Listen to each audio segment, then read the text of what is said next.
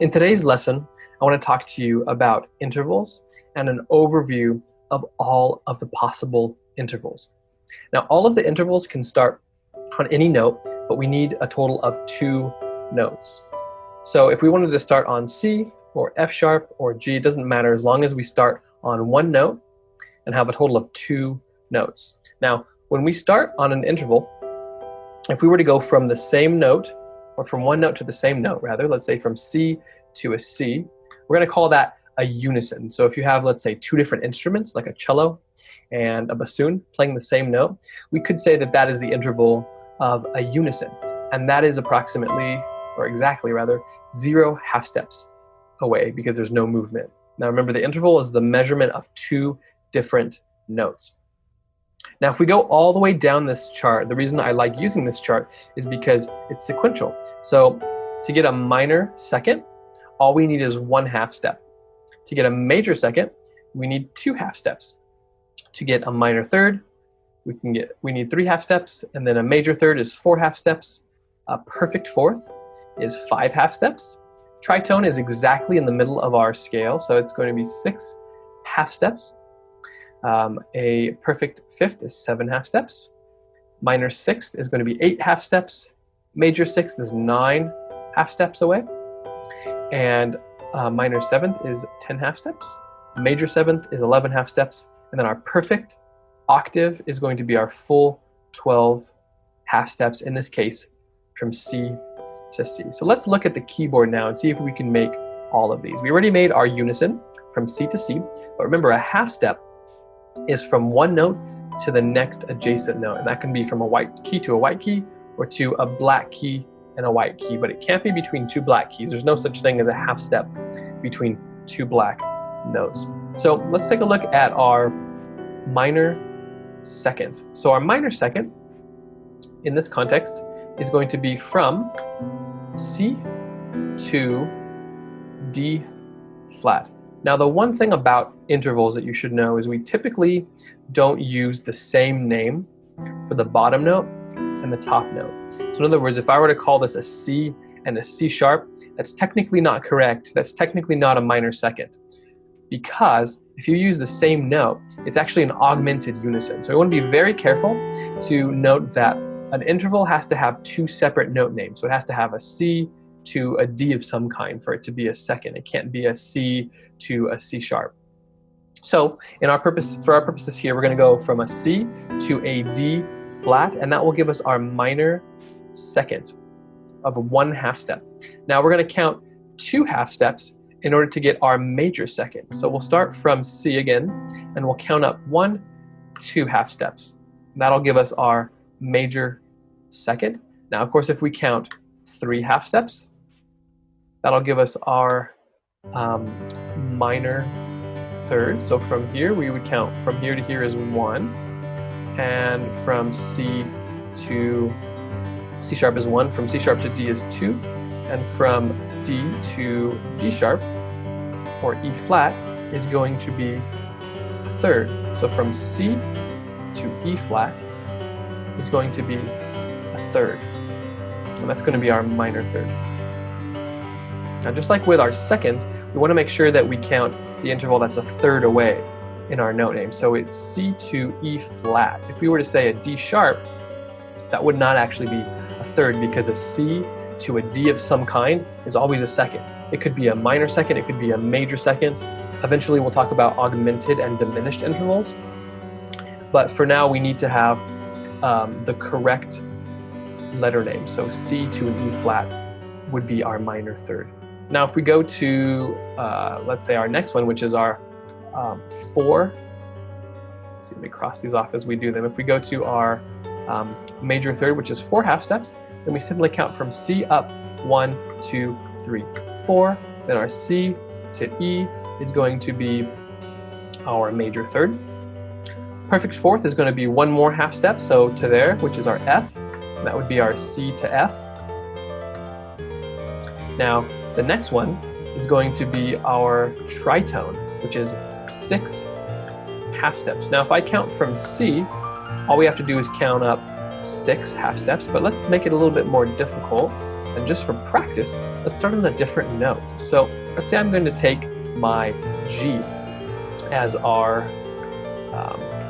new starting note. Now we have to count 6 half steps above G. So 1, 2, 3, 4, 5, 6.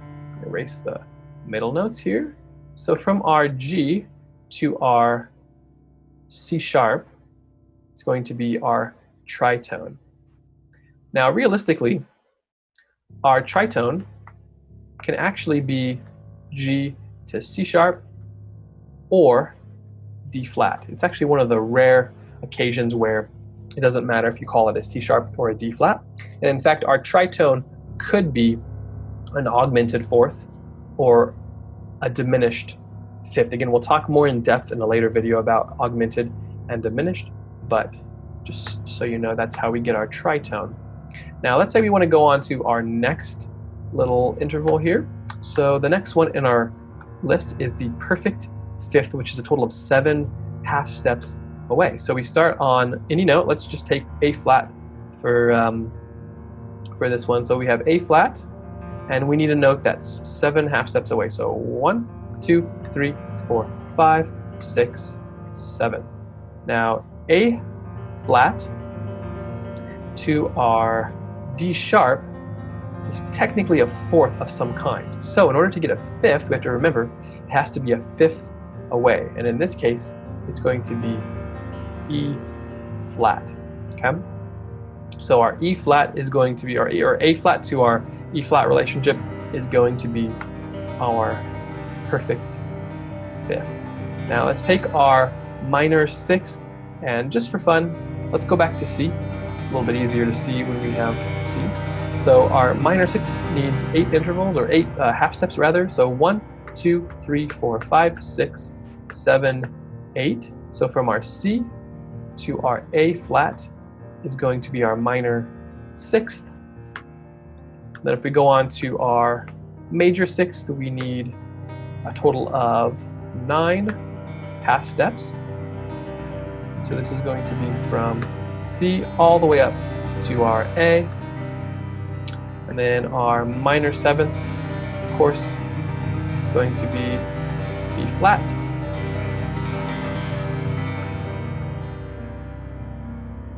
And then our major seventh, of course, we need 1 more half step, so that would be here in our B. And finally, our last one is the perfect octave, which is going to be from C all the way up to C. Now remember, with our C to C perfect octave, there's no such thing as a augmented, well, there's no such thing as a minor or a major octave, rather. There is such thing as an augmented octave, but for our purposes here, there's no such thing as a minor or major. So try to remember the perfects are always going to be the unison, the fourth, perfect fifth, and perfect octave. Now our tritone's not perfect. It doesn't actually get a quality of major or minor technically, and later on we'll see it can either be called an augmented fourth or a diminished fifth. But for now we just call it tritone, and we split the difference right there. Now what I recommend in terms of translating it from the keyboard to the staff is actually to do both. So I actually think that it's easier, particularly for me as a pianist, I think it's easier to do it on the keyboard and then translate it to the staff. So let's just pick a couple for our example. And let's say I want to do a major sixth. And so let's say I'm going to figure out what a major sixth is. Oops. Right here. So I need 9 half steps above C. So let's start with C, and then we'll count 1, 2, 3, 4, 5, 6, 7, 8, 9. So our 9 half steps is going to give us an A. So if I figure that out first, then I can go to my staff, write a C in, and then write an A in. Bada bing, bada boom. Got my major sixth. Now this is a little bit easier if you go from a white key to a white key, but however, if you actually were to use something that's a little bit more complicated, so let's say if we wanted to go to a sharp, like let's say we wanted to do our tritone, In order to find my tritone, what I have to do is count 6 half steps, and this becomes a lot easier to see now. I would use this method. So first of all, we would start here and go 1, 2, 3, 4, 5, 6. So we know that our F sharp to our C relationship is going to be our tritone. Now, if we go from C to an F, which is sometimes where students go and then they end up stopping here prematurely, this is actually our perfect fourth. So we want to make sure that we always, always, always remember to modify that F sharp when it's a black key, make it a sharp, and then we would get our tritone. Okay. Now, that might be easy because we've been working in C a lot, but let's try to do a more difficult interval that's not in C. So let's take one last example, and let's say I want to do a minor 7th, and let's say I'm going to do a minor 7th starting off of I don't know, B flat. That'll be kind of fun, right? So let's put our B flat on the staff. So our B flat is found here, right below C. And now this is a little bit tricky, right? So we need a 7th above B flat, and we also need to make sure it's a minor 7th. So by using this chart, we can actually look and see, okay, we need 10 half steps. So let's count 10 half steps. 1, 2, 3, 4, 5, 6, 7, 8, 9, 10. So we know we have either an A flat or a G sharp. Now, if we count from our B flat to some kind of a G is going to be a 6th of some kind. So we know that we can't use the G sharp, and in fact, we'll actually have to use our A flat. So that simplifies it a little bit. So it's got to be an A flat. So let me go ahead and draw my A first, and then we'll modify it with a flat. Now that is the interval of our minor 7th. It's as simple as that. In fact, if you were to first find it on the keyboard, then you don't have to really deal with it on the grand staff too difficultly. Now, if you don't have a keyboard in front of you, it's going to be a little bit harder because you can't really see the half steps and whole steps on the staff. But if you think about it theoretically, then maybe you can skip a step. But I always recommend, particularly for beginning students, to always draw it out, just to kind of show your work like you're in math, show your work on the keyboard, and then go ahead and translate it to the staff. It'll be much easier, and then as soon as you start to get the hang of it, then you can start thinking about it in your head, and you won't have to actually do that extra step. So this is a good overview of intervals. I hope this was helpful, and thanks for watching.